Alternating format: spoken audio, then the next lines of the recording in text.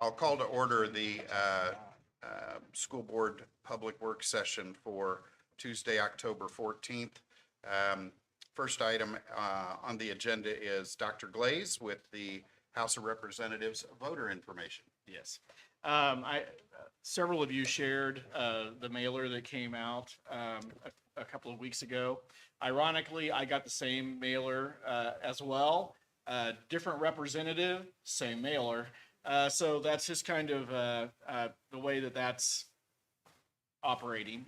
And again, so it's all, has the same information, of course. But again, there's nothing really specialized, about individual districts or anything within that. So basically, it looked much like this. I've erased names and such to protect the innocent, and so, but basically, this is the flyer that most people received. And I think what caught our eyes and caught my eyes as well was this figure of 640 million and the 5% increase. And we've had a lot of conversation, around our meetings and everywhere else about our current financial situation and where we are. So I first want to say that what they put out there is not dishonest. It's not wrong. It is out there, but there are some other things that are going to come into play with that figure. So part of what I wanted to do today was just kind of break that down a little bit and kind of talk that through. So again, once I mentioned what I mentioned before, it's kind of the same mailer sent by local representatives. Funding increase for K-12, 64 million, or 640 million, I'll get that out. And then, information about it being nearly half of the state budget, and then educational accomplishments. All of that was within that flyer. And so we talked a little bit about, again, it's just kind of a standardized form letter that they're sending out, and certainly understand, trying to get their information out. I know that a lot of the representatives are catching some heat because there are a lot of schools that are in a similar conversation that we are in. And so I first want to start things out by saying thank you to them, because across the board, state funding in a lot of different departments and a lot of different agencies at the state level was decreased. And we did get an increase. And I am thankful for that. I would hate to sit here and try to figure out how we were going to move forward if we would have had a decrease in funding and also the hits that we've had with property taxes and everything else. So, again, I want to thank them for the increase. And then really what we're going to try to talk about a little bit is the accuracy of the statement, and then just kind of breaking down the numbers. I've shared this with you all. This was part of my budget presentation, but we get this from the Indiana Office of Budget and Management. This comes out pretty quickly after they've approved a budget. So we have a general idea of how school funding is going to operate. So as you look down here, they do projected enrollments. Fortunately, we were above that number, so that's great. So that's a positive. But that's again one of those things that has a factor in how we are funded. As you're looking down here, really at the bottom line, we're looking at this 5.6 increase for 2026, budget year 2026, and then a 2.1% increase for budget year 27. And these are just general estimates. These are not, and honestly, when everything works out, they're pretty close. I mean, within $15, $20 of this total is really kind of where we end up. So they're pretty accurate. So breaking this down just a little bit, and it looks like I have lost some zeros here. I'm not sure exactly how that happened, but anyway. So as we are looking at the tuition support, we're talking about 600 and $40 million, which is the 5.6% increase. And one thing that they failed to mention was the fact that we did have, within that funding formula, we have the curricular materials. So essentially, curricular materials was a separate byline in the budget in the past. And what they wanted to do was to put that into the funding formula. That's been a thing that the Indiana General Assembly has done for several different budget years, and I have my suspicions on why they do that. I won't share those because they're just strictly my suspicions. So as we're looking at this, we're breaking down exactly how much money per student we're talking about. So we're talking about $462 per kid. Then it's important for us to take away the $160 per student that is allocated for curricular materials. Now, in our situation, we spend more than the $160. Elementary, middle is pretty good. Where we end up going over is really in high school, because we offer a lot of dual credit. We offer a lot of courses that, again, their materials are expensive, so that's additional dollars that we have to spend. So as we're looking at this, so the real increase after your take away this is 3.5%. And I would say in a normal year, we would be thrilled with that. And that, again, it's a decent amount of new money. However, with the increases on property taxes, we planned to lose, and our budget states that we're going to lose an additional $287,000, really due to the homestead credit kicking in this year in 26. So that has an immediate impact on us. So after you take that away, because we will have to use some kind of dollars to replace those dollars we're losing. So essentially, we will have to use that, use what we would have received in the education fund to really supplement what we have in the operation fund. So it means we're going to have a little bit higher transfer rate than what we've had in the past. But again, this is just what we have to do in order to pay the utilities, keep the doors open.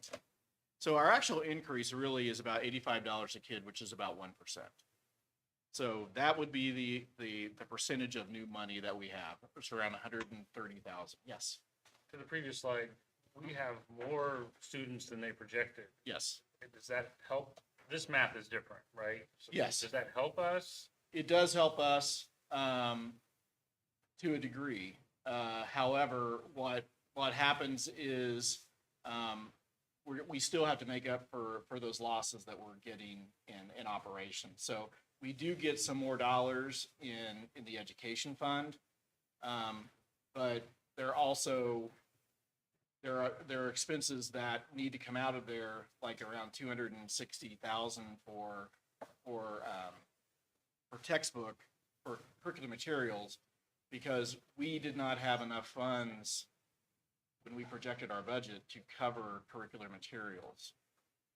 When you see the 26 budget, we gave a really rough estimate, but it was a low estimate on what we spend for curricular materials. So once we did get that additional revenue, a lot of that was taken up because of unfunded part of curricular materials. So the $160, everybody in the state gets that regardless of what they're spending? Correct. Yeah. Yes, correct. So to answer your question, yes, we did get more money.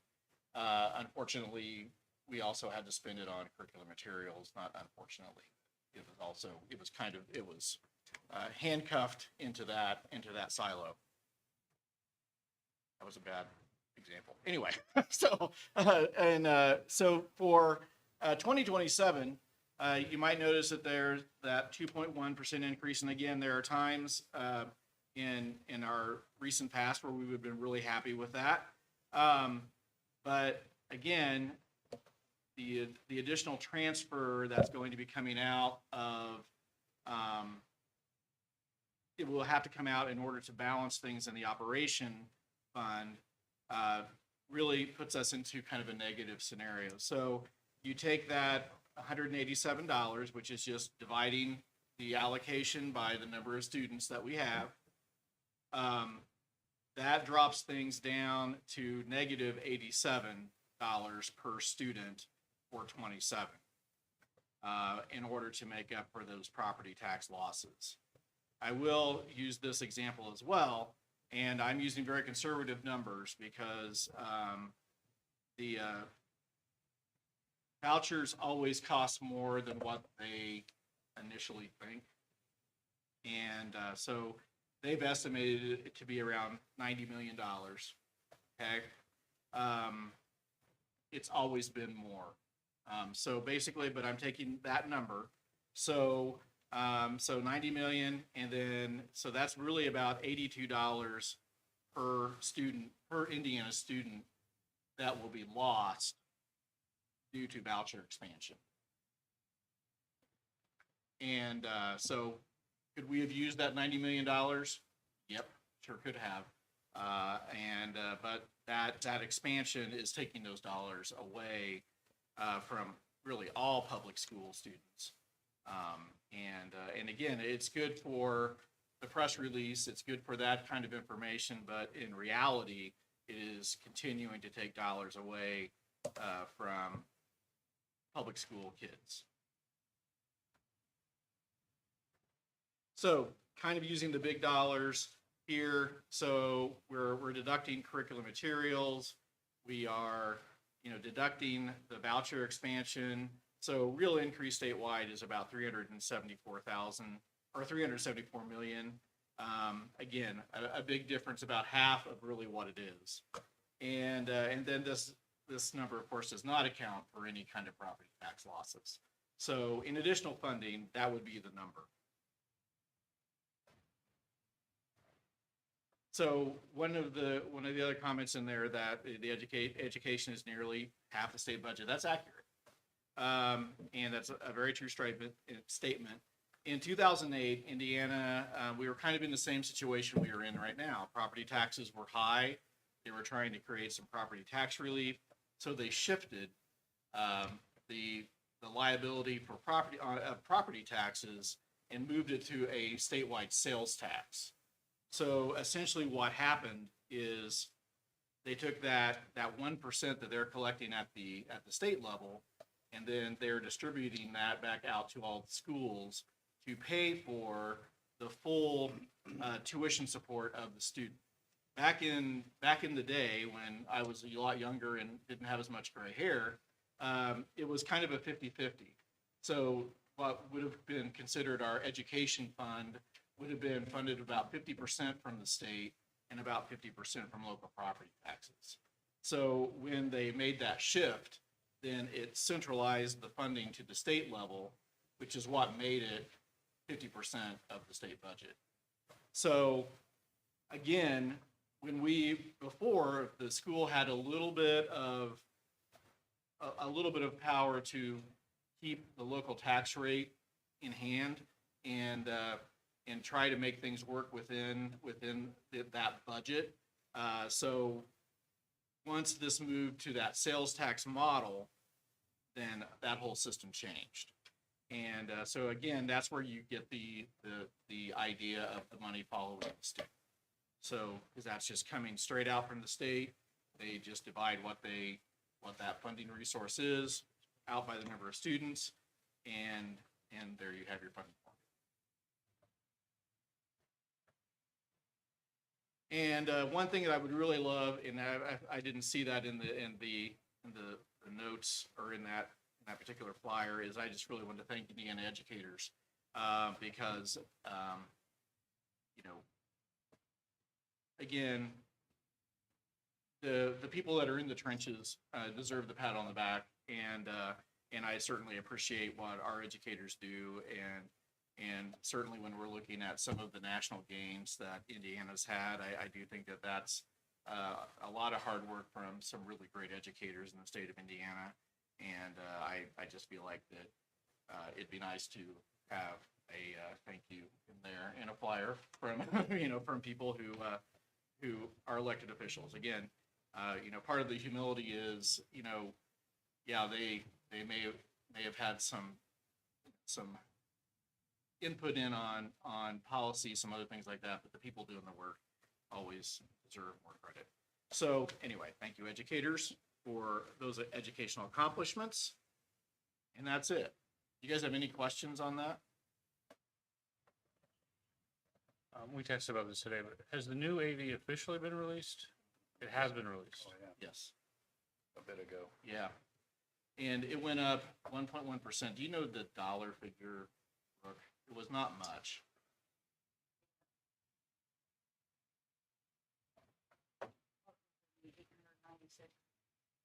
Range. Yeah, it was Like not, 885. It wasn't a Yeah. large difference. Yeah. Not a large increase at all. I think we're hearing that it hasn't been released to us, but it has. Yeah. It was released some time ago Yep. when we did the draft agendas, or the draft budgets. It was What late. did you- Tipton County was one of the latest to certify the net AV. yeah, we didn't So- have it before budget. And I think it was the end of last month. Usually it's supposed to come out in early August. Is that right? August 1. Yeah. And we didn't get it until near the end of last month. Yeah, and the DLGF has, if you go to that website, you can sign up for alerts from them, and they will send you an email that tells you this should have been released to the school, this should have been released to your municipality, this should have been released, so you can click on Should it have and be disappointed. So, but yeah. But no, we have them. Yes. Yeah. So anyway, that's that. Well, I know we haven't asked any questions today or anything on money, so I just want No. to make sure everybody's good. Everybody, any questions on this or anything before we move to the next agenda item? All right. Well, thank you for that, Yeah. Dr. Glaze. Appreciate that. Dr. Hackman is next on our agenda with the 2025 spring survey results. I am going to project the screen, if that's all right. Yep. Do I need to relinquish? Yeah. I can do that.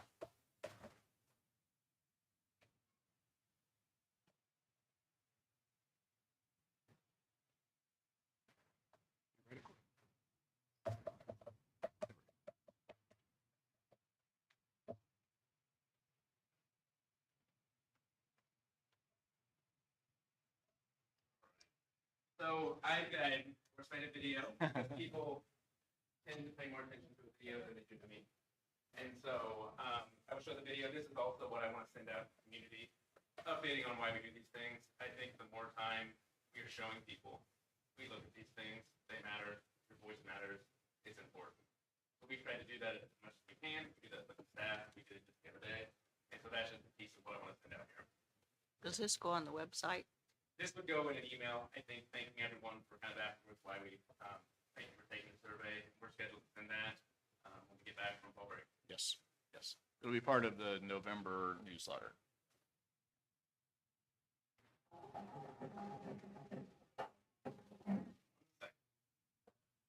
But somebody in another state couldn't see it. Yeah, our newsletters are all posted on the website. They are, So you okay. could just go on there and see it. Yeah. Okay. I'm afraid I brought that to you for some reason it didn't go on there. Okay. All right. Absolutely. Not sure how to. I'm still fielding complaints about being out of candy at the end. I know. I give them, I've been giving them Scott's name. Yeah, Don't yeah. worry, yeah. next year there will be an abundance of candy. We'll have a secret Poor storage Scott. again, and I'll take Poor it. Scott. False floor in the golf cart full of cans. We'll still pass it all out. If we get- I know, that's the thing, is that no matter how much I'm starting The to pace, all the know, pace. We gotta pace themselves. And there, but Most there's always people, so many more they at just the are- end. If you say like, just a couple. Right. Hey, the kids are great. half buckets. We'll have tons. All right, Rob's on the wrong one. What it is, why it matters, how it connects directly to the progress we've made last spring. The model my own doctoral research at the University of State. So it is going. Simply by families to participate, and instead build systems that make partnership part of everyday practice. In the spring, our focus is on 3K. Before diving into this fall plan. I don't know where it is. Got it.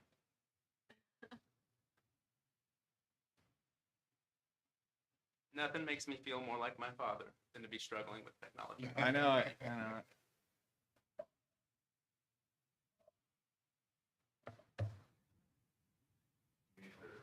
All right, I got it. Only took 4 tries. All right. Hey, everyone. Tonight, I want to share an overview of our upcoming fall 2025 PTSD community service. What it is, why it matters, and how it connects directly to the progress we made last spring. The model guided my own doctoral research at the University of State, where I studied how schools simply inviting families to participate, and instead build systems that make partnership part of everyday practice. In the spring, our focus is on 3K. Before diving into this fall plan, it's important to remember the foundation of the work. SD's 6 types of involvement. 1, parenting, helping all families establish home environments. Bad name. Finding effective forms of school to home, homeschool, That's bad. sorry, volunteering, recruiting and organizing parent help and support in flexible ways. 4, learning at home, providing ideas and resources for families to support learning outside of school. 5, decision making, including families and school decisions, developing parents.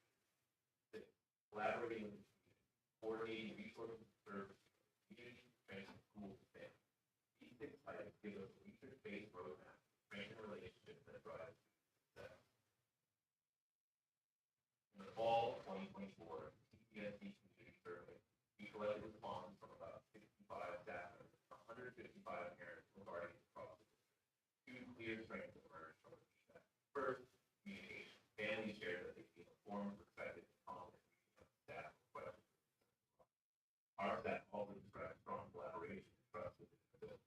Second, collaborating with the community. Families recognize the partnership already in place with local organizations and appreciated the visibility and community support for our schools. These results confirm that this foundation of trust and communication is strong, giving us a solid base to build on as we move deeper into the engagement work. While our strengths were clear, the fall 2024 results also revealed 3 important areas for growth, each pointing to opportunities to deepen family partnership. First, learning at home. Families ask for more clarity and practical tools to help support learning outside of school. They want to know what matters most, how to help in ways that fit families' needs. Second, decision making. Parents and staff both expressed a desire for more authentic input, school or district decisions are being made. This feedback encouraged us to look for more inclusive ways to gather and act on family goals. Third, volunteering flexibility. Many families said they want to contribute to the time and visibility for parents. They asked for flexible, meaningful opportunities, not just in-person events, but also digital or take-home options. The spring 2025 PTSD community survey built directly on what we learned in the fall survey. This time, we expanded participation with students in grades 4 to 12, allowing us to compare perspectives across all 3 groups, students, staff, and families. In total, we received about 400 student responses, 150 parent responses, and 60 staff responses district-wide. The goal is to see how our new initiatives, particularly around learning at home, decision-making, and volunteering, were being experienced in real time.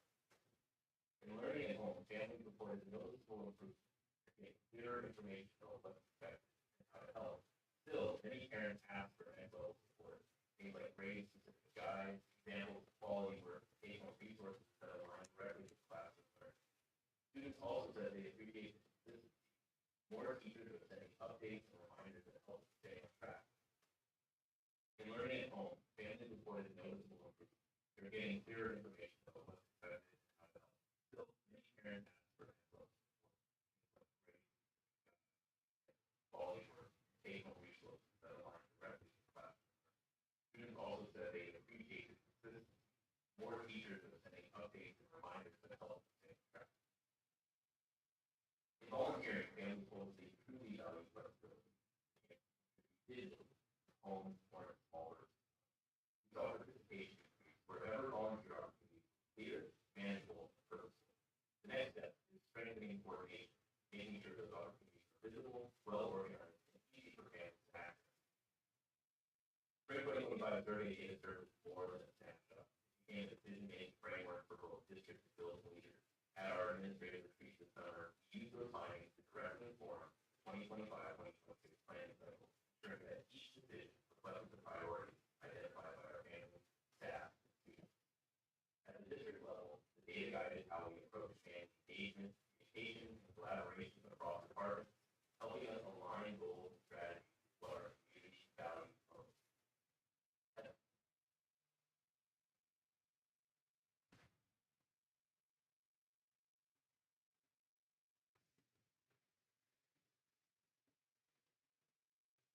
Well, that was a nice preview then. So I will upload it and I will send it to you guys tonight, having technical problems with it. That was almost the end. So we've gone through our second, we went through the spring survey, zeroed in on what the fall survey told us. We took that data, we made building level changes. I know at the middle school, due to that, students really voiced that they wanted to input on things. They wanted to be part of things, they wanted to be seen. And so we kind of created a little student advisory group that's helping us get information out, share what they want to share, and help make decisions. We also started a parental advisory group, which has met twice, and it's been great input. And a lot of these things we're talking about directly relate. We're able to talk about a lot of learning at home, a lot of decision making, and directly reflects that. Moving forward, I think that this next round completes a full cycle. We'll be able to compare the 2004 data with the 2025 data, and that'll be very beneficial. I think just to see where we've gone. We're also able to zero in on those three areas: decision making, learning at home, and volunteering, and able to focus on that. I think this is going to be a extremely helpful tool next summer. We're kind of developing our strategic plan moving forward, and we're going to be able to align data and significant data. Because by that point, we'll have 4 data points fall in spring each time, and so I think it'll be very effective. And we've shared this information as much as we can with staff, but I'd really like to continue sharing it with the community. And I think it's really important, as I said, that they know when they're doing a survey, it's not just, being glanced at and thrown aside, that we're doing something and showing the changes. You guys have any questions? I have one question. Yep. Are we, so as far as knowledge transfer, so something's working in a parent communication from Mhm. a teacher, do we have a library or an online place where other teachers can go and look for resources or templates of things to use? Some people teacher may be more creative than another. Are we trying to keep content that could be reused and help the teachers communicate better on the home stuff? Yeah, I think with building level, I know I can speak for the middle school, I think you'll see a lot of that in the grade team meetings. You'll see a lot of that with PLC work. Okay. As far as like throughout the district, I don't know. And grade levels are so different sometimes too. But I think that we do share in that. I think that one thing, we had our survey go out for the fall 2025 on Monday, I think. And it's been great. I mean, so we've had 75 parents already do it, which is a great jump. And one thing that I'm seeing consistently is the parent square that has been really beneficial. And then on the staff side, the beneficial of we're all using kind of the same thing now. And I think universally using that same tool, some of that communication is extremely effective. Okay. Thank you.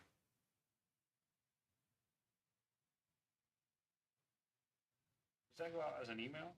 Is that how you're communicating? And The survey? Yeah. Yeah, so we sent it out, Dr. Blake sent an announcement just kind of saying, we're doing it again. Gave some brief insight into why we're doing it, which I think is also an important piece. Not just throwing it out, here's a survey, here's how we're using it, a little introduction. After that, we had our principal send it out to our community. So you have your community survey, your staff survey, and your student survey. And they're all the same questions, maybe worded a little different, but they're measuring the same thing, those 6 categories. And so the student one will go out Wednesday through Friday in grades 4 through 12. And the community one went out Monday, and the staff one went out Monday. We've had about 35 staff and about 65 parents complete it. It goes out with an email with a link that they click, and it's done through University of Dayton. I still have the tools for research, and it's done through Qualytics, which is, the topmost confidentiality, and it's able to do a lot of the scoring for me. I just wondered, because to go out, Tammy and I aren't parents of any kids, so Yeah. I think We I didn't see received it. twice, maybe 3 times. Mhm. I received it from the middle school to high school, and I think I received it from Dr. so do you do it You do it once for your middle school student and once for your high school student? Oh. And we also will send out reminders, for people as it begins to close, because we're looking at closing it over the end of fall break. Isn't that right? Yeah. And is this through, what is it called, Power something? Parent Square. Parent Square? Yeah. So that's how it goes out. Yeah, we send it through our staff through email. And for the students, what we'll probably have them do is send it to teachers, and they can either type it in or scan a QR code. But community, it went out through. Yeah, and then one thing is, the first time since we've been doing it, it will automatically translate in Spanish. And we had two families that I'm going to have John translate for me. But that's great that we're actually having, that tool to use. That's awesome. All right, I will send you a link when we get it uploaded. Thank And you. sorry for the technical difficulties. And let me know if you have any other questions about it. But once again, thank you for allowing me to do it. I think it's a great tool. Thank you. Thanks, Thank you Dr. for all the Hartman. work of Appreciate it. putting together the That's video. big. That's a lot. Well, I wish I would have put a little more work into it. It's okay. We'll figure it out. I'll get it to you guys. Thank you. Thank you. All right, next item on our list is to review the board agenda. We've got our normal pledge and vision statement, which Tammy is going to lead for us this evening. She drew the short straw tonight. That we'll go through Tell Me Something Good, the Blue Future Awards, any comments from the community. Then we'll move into our consent agenda, Dr. Glaze's report, Brooks' report, and then second reading on batch 7. And then new business would be the adoption of the budget, approval of the retirement of Dr. Glaze, and subsequent rehiring after a period of time. And then recommendation for the assistant superintendent that was in your packet. And then just an acknowledgement of the first reading of batch 8.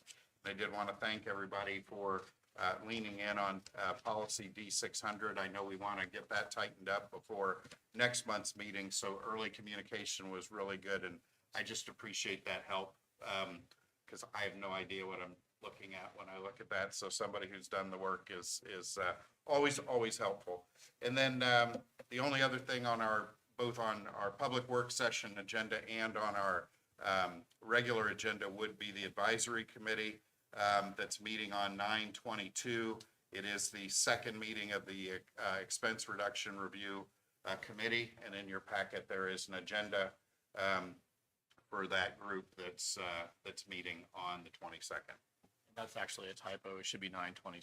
Sorry about that. 27? Yeah, Yeah, 25. okay. My fault. At 10/27. Yeah, let's try 10/27/25. Thank you. Wow. Yeah, I was All right. really It says cooking Might on have all been a cylinders big right there. Yeah. Sorry about that. Yeah, next meeting, 10/27/25. My apologies for the No. record. That's Um, on me. And there is an agenda in the packet. So any questions on the agenda for the next meeting? Nope, anything? All right, then I would say the public work session is adjourned and we will reconvene in 25 minutes for our regular meeting. Thank you.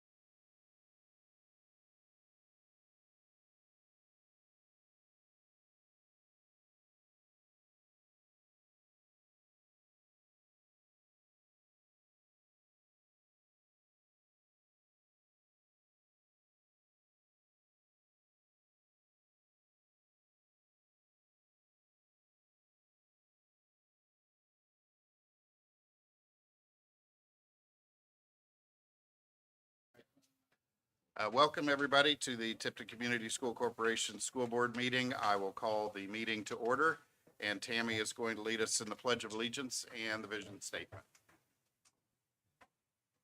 I pledge allegiance to the flag of the United States of America and to the republic for which it stands, one nation, under God, indivisible, with liberty and justice for all. The vision statement is growing and empowered to be like the United States of America. Indivisible. For all. Should be rendered by standing in. This is really interesting because this is my computer and there's something going on with AI. Yeah, sorry about that.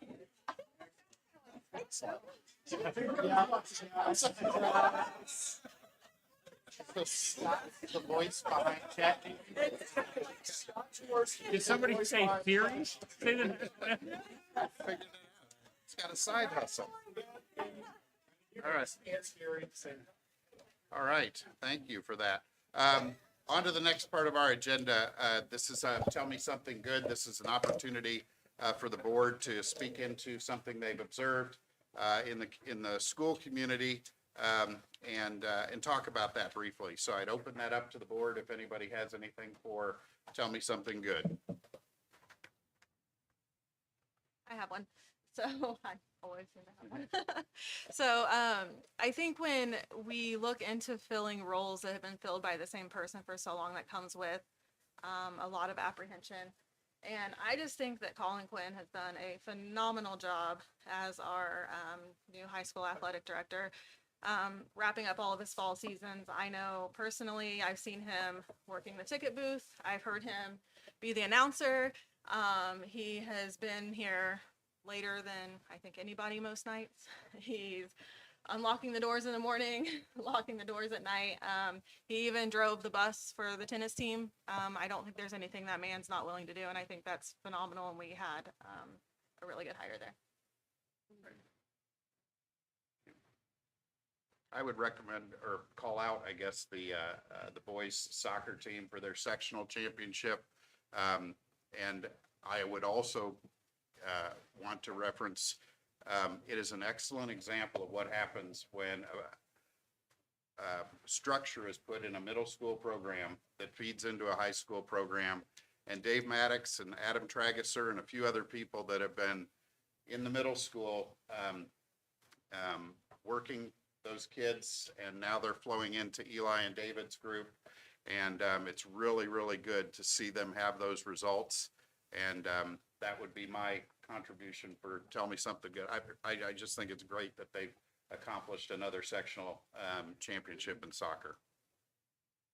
I had an opportunity to visit the Tesso movie night with the elementary school, and I just want to shout out to Tesso. There's a ton of work that goes into that group, doing things for our students, for our families, for our school. Particularly that evening, I think the thing that I enjoyed is families, all demographics, could just come out and enjoy a free event, and it was a beautiful night with lots of activities, and so huge thanks to Tesso and everyone that was a part of that. Anybody else? All right, next on our agenda is Blue Future Awards, which is probably why the vast majority of you are here, unless you're interested in our consent agenda. So I think I'm supposed to lead that off, right? Okay. So mine for this month, I don't know the ballot here. Oh, there she is. Okay. So we recently just ran 2 weeks, the Tipton Community Theater just ran 2 weeks of the play that goes wrong. And I was the stage manager for that production, and I had the privilege of working alongside Luke and Bella. And for the first time, we have run a very technical program, 2 weeks of Tech Week, 6 performances. And we ran it all with students in the sound. And we ran without mics dropping, mics popping, a very physical show. We had actors flying off of things. And these two did an amazing job with high maintenance actors and actresses of making sure that every bit of our sound was spot on. So I wanted to call out both of you and the Sparks program and Mrs. Wallen for just an amazing job in a really, I would say it was an intense environment for 2 weeks of tech in the auditorium. So my Blue Future for this month goes to Luke and Bella for their roles in the Spark program for the Play That Goes Wrong. So thanks, Luke. Thank you, Bella. Good job. And Luke did a great job on the drums for the concert as well this week. So for last week. So. Thank you. I think Mr. Leach, got that right? He said me first. You like it better.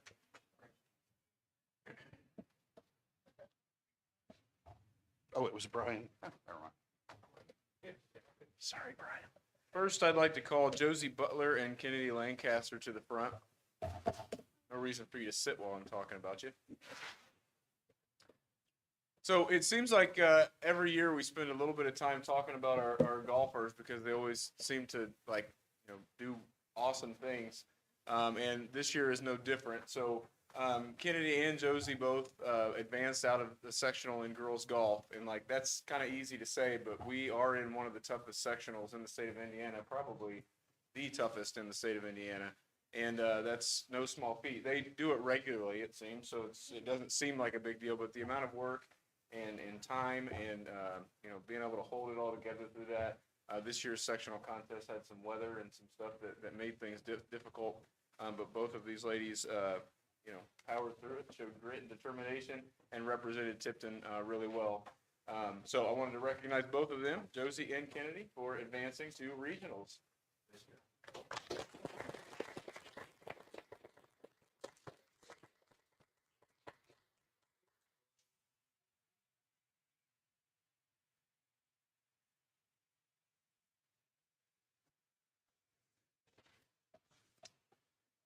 Next, if Emily here? Oh, Emily Mumbauer. Isla is here. Quinn and McKenna. 2 out of 4 ain't bad. So these 4 students, each year the Indiana Association of School Principals holds what's called the Indiana Rising Star Award. And really it's up to me as the principal to kind of look through our class and find 4 juniors, so class of 27 this year, that would be kind of on a short list to be nominated for Indiana Academic All-Star their senior year. So looking at this, obviously GPA plays into that, SAT plays into that. All 4 of these people have over 4.0s. They've got great SAT scores. But I was blown away. I had a little dot system as I was looking through all the things that they were a part of, be it extracurricular activities, NHS, student council, we've got the Mayor's Youth Leadership. I mean, anything that I could put down there, these 4 seem to have a dot or multiple dots in that area. And it just speaks to the amount of work they do. They could show up and do the school stuff and be really good at that. But they're also the people that are at the forefront and doing just a ton of stuff for our school and representing Tipton High School how we want them to be. So Quinn is preparing for regional soccer, and I don't know where Emily is. Probably getting ready for sectional volleyball. Yeah, so those 2 are not here, but congratulations, Isla and McKenna.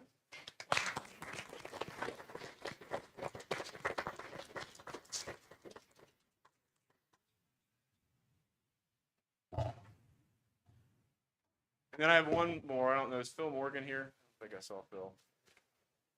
Well, I wanted to recognize Mr. Morgan. I try to recognize the staff member as much as we can as well. And Phil is someone that, or Mr. Morgan is someone I think deserves a lot of recognition at Tipton High School because he's kind of, again, one of those gap fillers. He's doing a lot of the stuff that if somebody won't, Phil will step in. This month, I wanted to highlight Phil's involvement with the recycling program. He took that over from Mrs. Warner, who got it up and running, and he now organizes the junior class to get all the recycling through the corporation in the blue bin out back, making sure that gets all emptied. So we're being environmentally conscious and recycling, but it also provides juniors the opportunity to make money for their senior trip, or if they've been transfers in, they can also do recycling to help pay for their cap and gown for recycling. So just wanted to recognize Mr. Morgan for everything he does for Tipton High School. So thank you, Phil. Good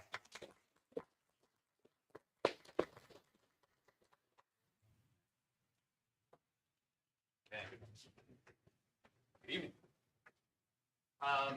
So this evening, I'm 3 out of 5 is my percentage for the night. But I would like to recognize this evening the collective. No, Dr. Hackman is 4 out of 4. I'm 3 out of 5 for my staff, and I'm recognizing today the TMS athletic director, which at this point now is a conglomeration of 5 human beings. So if I could have Linda Sprinkles come on up, Talisha Glassburn coming up, and Martha Burris come on up.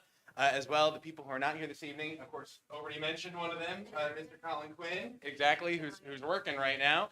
And then Missy Henry could not be here either. So as I know all of you guys are aware, but of course letting the room know as well, we no longer have an official TMS athletic director who is a member of our official office staff. And I'm going to be honest, it was the number one thing keeping me up at night in August of this school year. Just saying, how's this going to work? What's going to happen here? And I had no reason to worry because much like the Power Rangers, when 5 people come together as one, we can do great things. Maybe if you need an earlier reference, Captain Planet, okay, and the Planeteers, okay? So I wanted to introduce, I'm trying to get all the different generations here. So Voltron, I don't know, whatever. The point is 5 people did a lot. And so I kind of wanted to recognize those people. Those who are here, we've got, of course, Ms. Martha Burris, who was already doing wonderful things in our concessions. She had already before, we were talking about this, working the different events, setting up, tearing down, cleaning, and of course, just serving everyone. But she also took on as part of just kind of the shuffle of everything, making sure that we were keeping everything stocked and ordering those things and communicating, of course, with our financial department. She also does a wonderful job. Huge shout out here. She trains a couple of students who are part of certain clubs at Tipton Middle School. And then whenever she does that, those students who are working, who are helping out in there, their clubs get 15% of the profits that evening. So in fact, our TMS concession stand is also, fueling some of the work that our clubs are doing. So Ms. Martha Burris does a wonderful job with that. Linda Sprinkles, in a lot of ways, is my right-hand woman, okay? I think it was like the second day of school, and I turned to her and said, I just need you to handle the finances of this for me. And goodness gracious, has she, right? Does a phenomenal job making sure that we are on top of everything that we need to be on top of, ensuring that we are ticket taking appropriately, following internal controls. She also, huge shout out, if I didn't say this, I specifically made sure to write it down. She is our ECA transportation coordinator, which is a huge time commitment. But essentially, if you're riding a bus and it's not during the official school day, she's the one who's making it happen for you. So, big thank you to her for that work, which is often an unsung sort of thing. Talisha stepped in specifically during this fall season and is essentially our full-time event athletic director. Of course, Miss Henry, who I'll get to in just a moment, normally would be able to help out with that a little bit more, but she was too busy making sure that people were bumping, setting, and spiking up at the high school. And so Talisha said, well, put me in, coach. And she was put in. I'm not sure that I heard a single thing that was a negative thing about our events. And that's largely thanks to, obviously, her efforts. While I'm in front, though, the other couple members of our Power Ranger team, Colin Quinn, already, like I mentioned, shout out this evening for him. He's done a phenomenal job. At this point, he's scheduling our events. For our winter seasons, he's going to be coordinating practices. He's also hiring and training coaches, all of which takes a huge strain off of me. Honestly, he's a little bit like in a bowling alley, that machine that puts the pins down at the end that you just kind of wait for. He's the one who puts all the pins down, and then the pins are all set up. And it's all thanks to Colin that ends up happening, which is really phenomenal. And then kind of the person who ends up being the glue who connects all together is, of course, Miss Missy Henry, who, of course, kind of took on the TMS athletic liaison role. She does so many things behind the scenes that, honestly, a lot of people don't even know. Physicals, making sure that coaches get official communication about stuff. Whenever there's a parent who has a question or a concern, she's that first contact point. She's phenomenal. And actually, the anecdote that I kind of want to end on, she told me that a couple weeks ago, there's a parent who had some stuff that was going on. Emotions can get high around sports for, obviously appropriate reasons. And this parent was communicating with her about just, I'm really frustrated about this and frustrated about this. And she turned to the parent after listening to the concerns and echoing them back and talking about some things. And she said, at the end of the day, I'd like to remind you, why are we here? And the parent responded, and Miss Henry, of course, was asking the question for this reason, for the kids, right? And that helped the parent put in perspective, at the end of the day, we're just here to put together a program that's going to serve our kids, serve our families, make sure that we're creating a phenomenal program at Tipton Middle School. Miss Missy Henry is leading the charge on that, but she's got a team of Power Rangers, Voltron, whatever you want to call it, okay, behind them. And so I want to say thank you to those people, and here's to the winter season coming up. So thank you, ladies.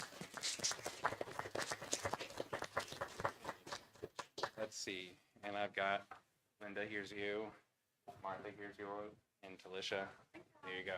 Let me go on the other side.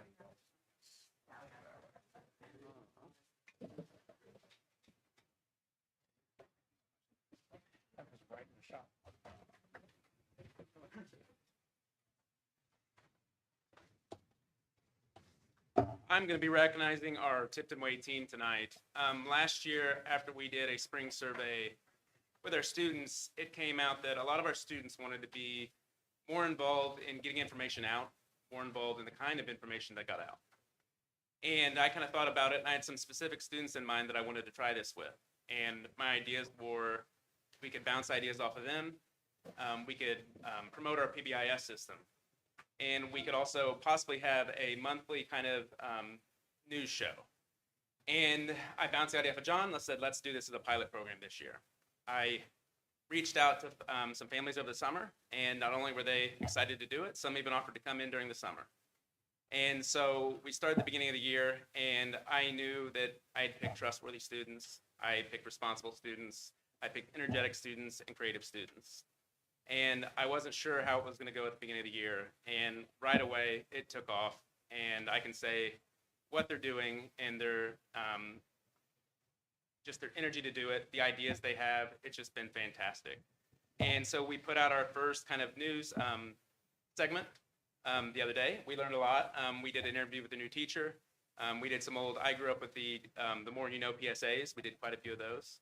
And we did a Dateline where we looked at some mysteries that were going on in our school and just promoted the great things that not only these students are doing, but all students are doing. After that first time it showed, they came to me with a million ideas, and we sat down, and not only did we look at them, we looked at kind of how are we going to do these? What's the message we're trying to get out? What are the resources we have to use? And so really using some problem solving and some critical thinking and doing it. These 5 have been fantastic, and I'm going to call them up one at a time. And first we have Annie Hare. Annie Hare is not here. But Annie is our student safety, school safety specialist. And so she, this last time, kind of updated some things to remember in order to keep our school safe. Next, we have Campbell Kondig.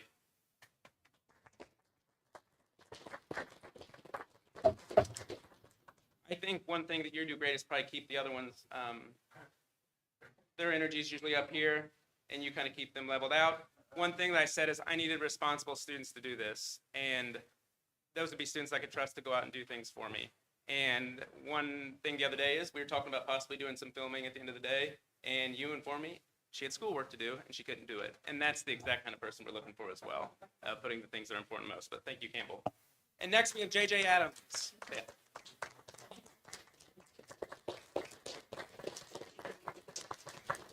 JJ is one of the first students I thought of when I was trying to put this together, and JJ is always cool as a cucumber with what he's doing, and he is up for anything, and just all around a great student, trustworthy. I can count on him. I don't think I've ever asked you to do something, and you said, why am I doing that? So he is just fantastic, and greatly appreciative to have you on the team. Thank you, JJ. Next, we have Evan Hunt.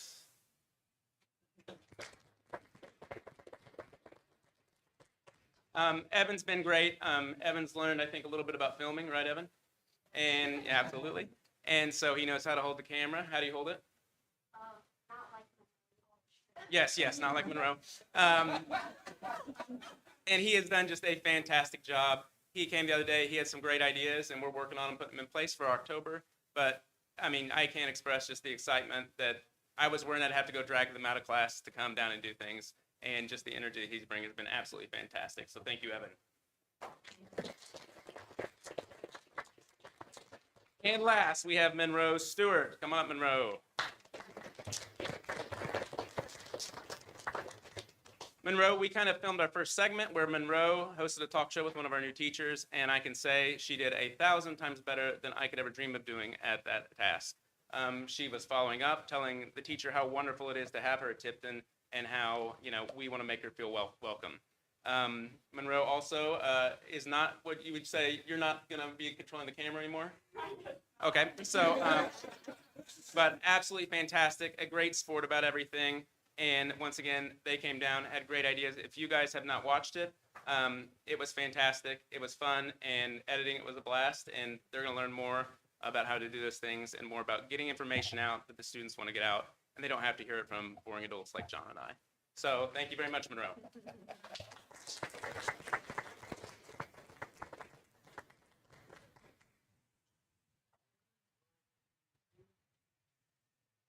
Thank you, guys.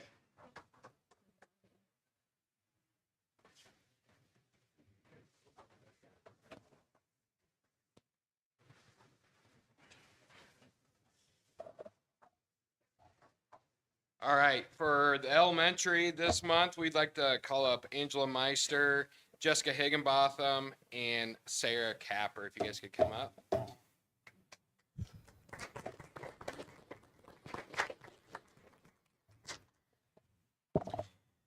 So one of the beliefs we have at, or that we encourage at TES is that if there's a need, it's not outside anybody's job responsibility to meet that need. Over the last couple years, these three ladies have worked hard on beautifying our outside landscaping right outside our pre-K rooms. They noticed that it was kind of overgrown, lots of weeds, and Jessica, I think, initially went out there, started pulling weeds, and ended up with a cortisone shot or something to that effect. And she's like, "I'm done with this."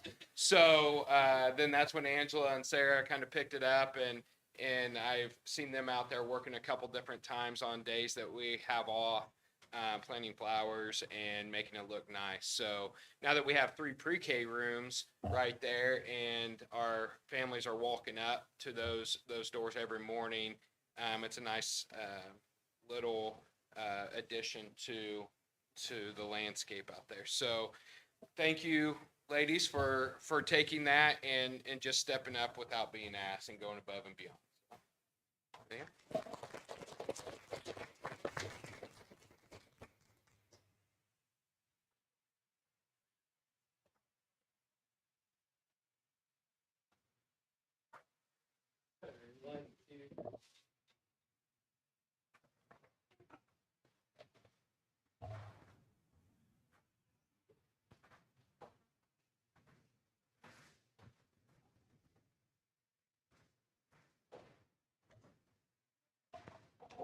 I have 100% of my people here, so I nominated Rob. So I'm pretty proud of that. First of all, I would, you might have read the paper, you might have heard about the accomplishments of our distinguished board president here. Most recently, he received the Gold Seal Leadership Certificate, and that's through the Indiana School Board Association. And that's for being part of the Presidential Leadership Seminar, Regional Board President's Roundtable, and also being involved in the PD conference, and we're going to talk about that a little bit later. And then also being part of the annual meeting, President's Breakfast, which is like really early in the morning at the School Board Association conference. So I applaud him for attending that because I would have a hard time getting there. And you also received the Outstanding Board Service for award for District 5, which is the Indiana School Board Association district that we are a part of. So I wanted to congratulate him for that, but I also wanted to talk a little bit about the other things that Rob is doing. So Rob is actually presented on behalf of the school corporation at the AI conference. He also joined Scott and I at the annual meeting for the School Board Association. We talked about the great things that are going on with our attendance and the cool things we're doing here at Tipton. And just recently, he worked to learn everything there is about budget and has a micro-credential now in budget. So he's going to do the budget for next year. So So Scott, I'm making that resolution right now that Rob's gonna take care of the budget. So, I think it'll be great. 2027 will be awesome. All right, but anyway, I want to congratulate Rob, and we thank Rob for being a great board president, being a great leader, and he's taken this responsibility and just run with it. And this guy knows a lot about everything going on in the state. So if you ever want to know about the inner workings of Indiana government, talk to him. So it's all good. So thank you.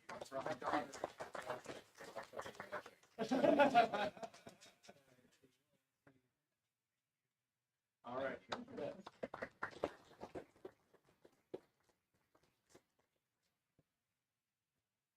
For those of you that were here for Blue Futures, this is your cue to go ahead and go, or you're going to get trapped into those budget conversations. But congratulations to all of our Blue Future Award winners.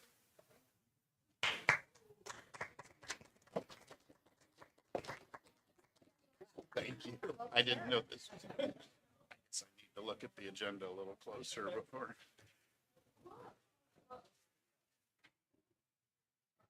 All right, next item on our agenda is comments from the community. We had no one sign up this evening, so we'll jump right into the consent agenda. And on that, we have the approval of the agenda, the approval of the minutes from the work session on regular session and executive session on September 29th, and our special meeting on the 23rd. We have approval of claims from payroll on September 12th, payroll of September 26th, and payroll of October 9th. And then the AP claims for October of 2025. We have the approval of the personnel report, which I will read at the conclusion of this. We had no approvals of field trips in this month. And we did have an approval to accept some donations on behalf of T-Mobile and a couple others that were included in your packet. So with that, I would take a motion and a second to approve the consent agenda, and then I will read the personnel report. I move to approve the consent agenda. Second. All right, I have a motion and a second to approve the consent agenda. All those in favor, please signify by saying aye. Aye. Any opposed? All right, the motion carries. Our personnel report for October, for certified staff, we have the recommendations for Megan Cheriton for a temporary third grade teacher. In classified staff, we have a medical leave request for James Voss, who's one of our corporation bus drivers. We have a reassignment of duties for Heather Goodnight, who's moving from TMS third shift custodian to the elementary school third shift custodian. And then the recommendation for Eli Bogard to be the Tipton High School athletic custodian. On ECA staff, we have the following resignations. Ryan Bergman is the sixth grade boys basketball coach. Gracie Phillips for seventh grade girls basketball coach. Mylan Swan for the ninth grade boys basketball coach. Autumn Ringenson for the sixth grade girls basketball coach, and Alex Red for the assistant swim coach of Tipton Middle School. Those were all resignations. The following are the ECA recommendations for Emily Byers as the co-sponsor of the National Junior Honor Society at the middle school, Craig Leach for sixth grade boys basketball coach, Sam Phillips for eighth grade boys basketball coach, Miranda Sylvie for the girls varsity basketball assistant coach, Carrie Capshaw is a sixth grade girls basketball coach, Bryce Brown, seventh grade girls basketball coach, Olivia Gonzalez for the girls varsity softball head coach, Ashley Roberts for the girls varsity assistant softball coach, Corey Fernung for the eighth grade girls basketball coach, Jai Pfeiffer for the assistant swim coach in the middle school, Mackenzie Hoover for the varsity assistant swim coach in the high school. Transfers for the ECA staff would be Don McElfresh transferring from the middle school basketball to assume the role of the ninth grade boys basketball coach for the 25-26 season. That is our personnel report. Boy, the room emptied out. That is our personnel report for October. So I just noticed we don't have a seventh grade boys basketball, and I think we do have one. We do. But it wasn't. I think Ryan Bergman moved to seventh did. grade. He wasn't listed. Okay. Yeah. I just noticed that wasn't in there. I also want to highlight that Colin handwrote all of his recommendations. I thought that was cool. All right.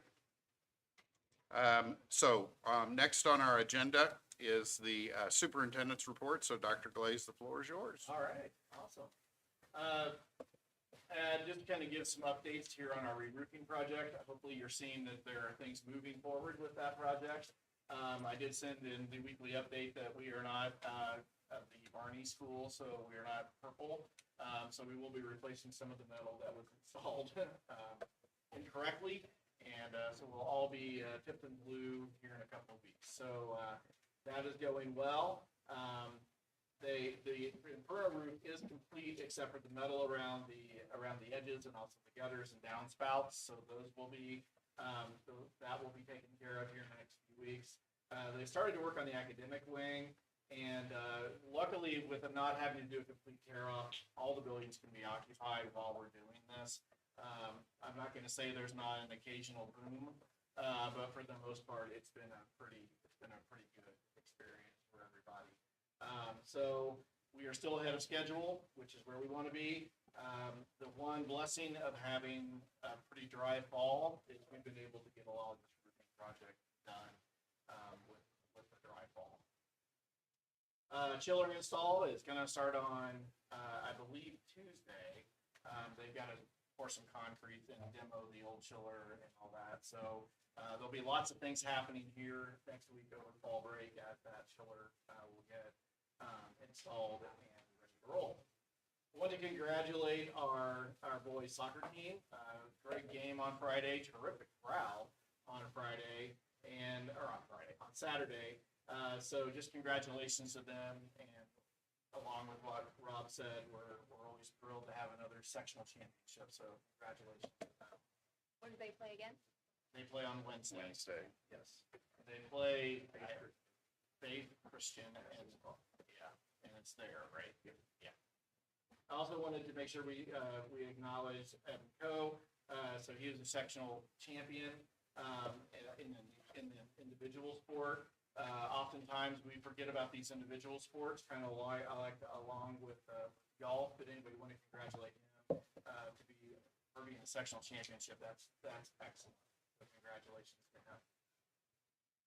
Upcoming events, of course, we have fall break rolling around here, and don't anyone forget, it's daylight savings time. It went in on the 2nd of November. I always hate that day because I don't like dark. And then we will plan to have a tentative agreement meeting. We'll kind of be in touch on that one. If we can have, I realize it's probably going to be relatively short notice whenever we do get to that point. So as long as we have a quorum, we'll be fine. Essentially what we have to do is we have to have our tentative agreement meeting 72 hours before any kind of a vote to ratify a contract. So it could be as late as 72 hours before the November meeting. It could be earlier, depending on how negotiations go. But I kind of want to just put that on your radar, and we'll keep you posted and try to figure out a time where we can have that meeting. What we're looking at on our upcoming agendas is, again, hoping to approve that collective bargaining agreement for 25-26. We may be looking at some additional appropriation resolutions in education and operations. We brought this up last year about this time because we're getting to the point where our expenditures are getting near the end of the year. We will just keep an eye on it. We'll have more information on November. What we don't want to do is we don't want to go over the appropriation because that's bad and the DLGF gets mad at us and State Board of Accounts gets mad at us. So we want to make sure that we don't do that. For the most part, though, Brooke keeps a really tight look, an eye on all of those encumbrances and dollars that are expended. So we'll know a little bit more in November. I just want to put that on your radar. And also, you've missed having some really good data conversation from Mr. Jaworski. So we're going to talk about attendance, and we're going to talk about some iLearn data coming up in November. And so always good to know where we're standing. I know preliminary feeling on attendance is really good. So I think that everybody will be very happy to hear how attendance is going. And that's it. Thank you. I would share that during our time speaking on attendance with ISBA, the amount of school corporations that came up to us after that presentation, and it was really a privilege to be able to brag on Mr. Leach, Mr. Lyday, the middle school, the elementary school, everybody who picks up a phone and calls a family member in our community and asks about a student because we care about the student. And that was the number one thing that people took away from our presentation, was that we had building administrators who would pick up a phone and call and say, we noticed so-and-so isn't here. Is everything okay? What can we do to help? And that was one of the core differentiators between an email blast or a text message. So it was great to brag on you guys and gals for the period of time we were up there. It is making a difference. That human touch is really, you'll see in our data, a big element. So thank you for doing that. I know that's not high on everybody's list to do every day, but it does make a difference. So, yeah. Yep. All right, next was, in our packets was the departmental report from Mr. Jaworski, from Adam, from Stephen, and again from Colin. I do want to thank Colin, he's not here, but it is nice to get that update and kind of see in one place all the things that are going on, and so I don't forget to go to the soccer game on Saturday and things like that, so it's good to know. Did we have any questions or comments for anybody on the departmental reports? Okay, well then, moving right along, Brooke, it is on to the financial report. Thank you. In the education fund, revenue slightly exceeded expenses by just around $13,210. We ended the month with $933,635. For operations, we did make a transfer of $100,000 from education to operations, and expenses exceeded revenue by quite a bit, $339,000. We did finish the month with $506,440. The rainy day fund balance came in just over $1.5 million at month end, which will reimburse from the GO bond to get that back up to where it needs to be. And debt service remained at $1,058,261.09. Interest revenue was $17,282 for the month. And then we have a meeting scheduled with First Farmers on October 30th to discuss our interest arrangement that expires on November 1st. Sorry. You anticipate any change to that agreement?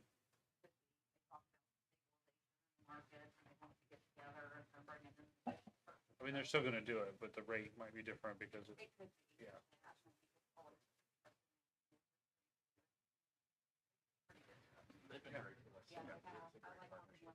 Yeah, no, that wasn't, yeah. Any other questions for Brooke? All right. Moving on to old business, in your packet is batch 7 of the updated CCHA board policy forms and administrative guidelines for second reading. If no changes are needed, I need a motion to adopt batch 7 of the CCHA board policy, administrative guidelines and forms, and the retirement of the Neola policies listed at the bottom in your packet. I move to approve batch number 7. Second. All right, I have a motion and a second to approve batch 7. Are there any questions or further comment? All right, all those in favor of approving batch 7, please signify by saying aye. Aye. Any opposed? Motion carries. New business, we have the adoption of our 2026 budget, capital projects plan, and bus replacement plan. These three things were presented last month during our work session and our public hearing. After these plans and the proposed 2026 budget are adopted, the budget forms will be submitted to the Indiana Department of Local Government Finance via the Gateway portal, along with all the accompanying resolutions. Then around December or January, the DLGF will provide our 1782 notice that will provide the approved tax levies for the operation and debt service funds. So I need a motion and a second to adopt the 2026 budget, capital projects plan, and bus replacement plan. I move to adopt the 2026 budget, capital projects plan, and bus replacement plan. Second. All right, Thank you. I have a motion and a second to approve the budget. Any questions or further comments? All right, all those in favor of approving the adoption of the 2026 budget, capital projects plan, and bus replacement plan, please signify by saying aye. Aye. Any opposed? Motion carries, budget is adopted. And then we have in our packet is a letter of retirement from Superintendent Dr. Ryan Glaze, effective May 29th, 2026. Dr. Glaze has served as our superintendent here at TCSC for the last 6 years, and I would ask for a motion and a second to approve the letter of retirement from Dr. Glaze. We do have to. Yeah, I'm just like. So, I move to approve the retirement letter that's given to us by Dr. Glaze. I have a motion and a second to approve the retirement of the superintendent. Any further comments or questions regarding that? All right, all those in favor of approving the retirement of the superintendent, please signify by saying aye. Aye. Any opposed? You are retired. All right. And then the recommendation for assistant superintendent, also in our packet, is a recommendation to hire Dr. Glaze as our assistant superintendent on a 1-year contract starting July 1st, 2026. Now, a complete list of all the duties and job expectations are included in your packet, and these all fall within the transition plan that we all discussed in May of 2025. The transition plan is a cost savings to the corporation of over $52,000, and it is recommended that the board approve the plan as written. So I would be looking for a motion to recommend Dr. Glaze for the assistant superintendent role. I move to approve the recommendation for the assistant superintendent of Dr. Glaze for the 2026. Second. All right, I have a motion and a second to recommend for assistant superintendent. Any questions or further comments? I have a question. What are you gonna do in June? I know, I I see was there's a, do you have a He's big got to be plan? gone 30 days. He's working on his golf game. Yeah. Oh, that's like a legal Yeah. thing? Yeah. He's gonna join the Elks. He's Oh, gonna, yeah. Are you looking for a new golf he's partner? gonna be second in the Elks Golf League. Competitor. Yeah, that won't strain the working Hey. relationship. Reigning champions. We all know Eric. Yeah. We drive by your house, we see it. So.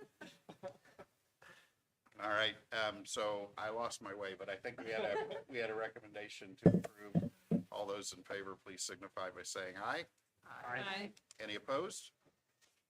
Welcome back to the team. All right. So,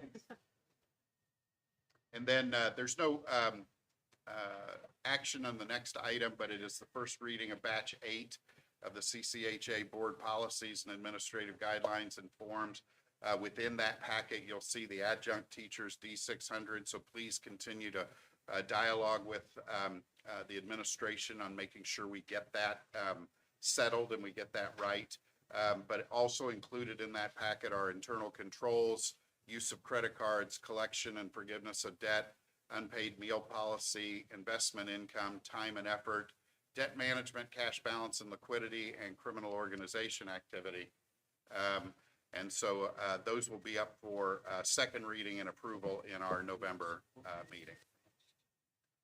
Other matters to come before the board, we have the October 27th, 2025 Expense Reduction Review Committee. I want to thank everybody who's taking part of that. It is very, very helpful, and that meeting will be October 27th. And then the 20th through the 24th is fall break. Again, the 27th is the Expense Reduction Review Committee at 4 p.m. November 2nd, we welcome in daylight savings time. And November 11th is our Staff Professional Development Day. I would again encourage you as a board, if you are in town that day, to look at Mr. Jaworski's email and come in and at least sit through one of those. They're really, really good to see what our teachers are learning and how they're sharing with each other. And then we'll see each other again that evening for the November monthly board meeting. So, any other matters before the board? All right, I would look for a motion and a second to adjourn. I move to adjourn the October meeting. Motion and a second. All those in favor of adjournment, please signify by saying aye. Aye. Any opposed? We are adjourned.